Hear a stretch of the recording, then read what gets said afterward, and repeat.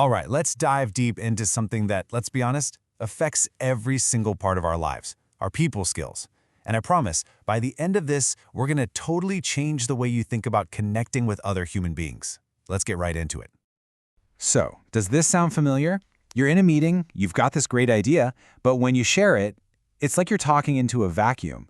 You just can't seem to get any traction or even get people to really listen. Or, hey, how about this one? You find yourself at some work event or a party, and the idea of having one more pointless conversation about the weather literally makes you want to bolt for the nearest exit. And the big one. Do you ever walk away from a chat and have that sinking feeling, wondering if that person will even remember your name in 5 minutes, let alone the brilliant things you just said? Okay, if you were nodding your head to any of that, listen up, because this is the most important takeaway of the whole thing. You're not broken. You're not just awkward. These aren't flaws in your personality. They are simply skill gaps. And the great news? Any skill can be learned. So let's completely reframe this. I want you to start thinking about your people skills like a toolkit. Like a carpenter has hammers and saws. Our goal today is to help you figure out which tools you need and how to get them razor sharp.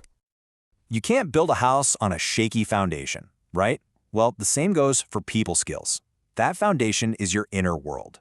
Before you can truly connect with other people, you have to get a handle on what's going on inside. So let's start right there. First tool in the box, social assertiveness. This is all about managing your own social energy. On the low end, you might be a people pleaser, always saying yes, feeling drained and out of control. But when you dial up your assertiveness, you set boundaries. You can say no without feeling guilty. You control your energy instead of letting every interaction drain your battery. And then there's confidence. Look, we all get nervous. The goal isn't to never feel nervous again. The goal is to build sustained confidence. See, high social anxiety makes you want to avoid things. It traps you in your head. But real, lasting confidence, that's the ability to feel that awkwardness, to feel that anxiety, and to move right through it. You actually learn how to turn that nervous energy into excitement. Okay, once that internal foundation is solid, now we can start building outwards. So let's grab the next set of tools, the ones you need for creating really powerful one-on-one connections. Let me ask you this. Are you memorable? Having a weak presence means people forget your name, they can't quite recall what you talked about. But when you craft a memorable presence, you leave a powerful, lasting first impression. This is absolutely the bedrock for building a network where people are actually drawn to you. They want to work with you.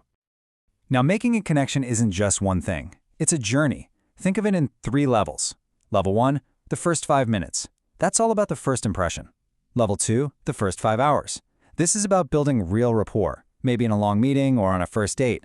And level 3, the first 5 days. That's the deepest level of trust. These are the people you'd go on a road trip with. Moving through these levels is all about mastering the art of conversation. The next tool is likability. And honestly, likability really just boils down to trust and being real. We're drawn to people who are genuine, right? People whose actions actually match their words. When who you really are and who you want to be are the same thing, people respect that. They seek out your opinion. They want you on their side. This next one is like having a social superpower. I'm talking about exceptional decoding skills. It's the power of observation. Instead of constantly missing social cues or misreading the room, you learn to speed read body language, vocal tone, and people's real intentions. This is the absolute core of empathy. It's how you understand what someone is truly thinking and feeling. So, we've worked on our inner world, we've sharpened our one-on-one skills, now it's time for the final set of tools, mastering group dynamics so you can really amplify your impact. Being a master communicator is not some gift from the heavens, it is a skill you learned. Poor communicators often feel like their ideas aren't worthy of attention, so they hold back. But master communicators, they know exactly how to present their big ideas to big groups, making sure they get the credit they deserve, and more importantly, getting people on board. Let's just pause here for a second, because this is a big one. Pitching isn't just for entrepreneurs on Shark Tank. It happens every single time someone asks, "So what do you do?" It happens every time you share an opinion in a meeting. The question is, can you talk about yourself and your ideas in a way that gets other people genuinely excited? So many people think charisma is just magic. You either have it or you don't. But that's not true at all. It's actually an equation, and this is it right here. Warmth plus competence equals charisma. It's such a powerful formula because it breaks charisma down into 2 things you can actively work on. So let's break that down. What's warmth?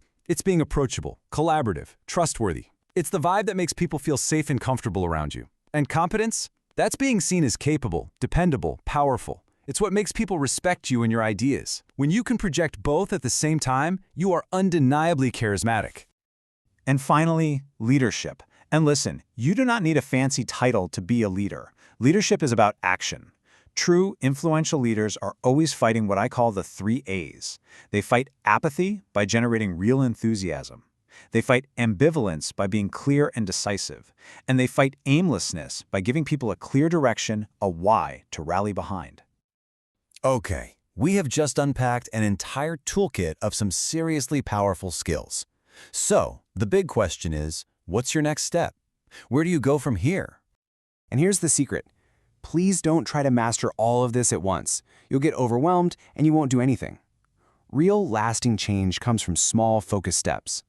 The absolute best strategy is to look at this whole toolkit and pick just one tool to focus on sharpening first. So, I'm going to leave you with this final thought. Just look back at all the tools we've gone over, from social assertiveness to charisma to leadership. Which one of those really jumped out at you? Which single skill, if you got just a little bit better at it, would make the biggest difference in your life right now? That's it. That's your starting point.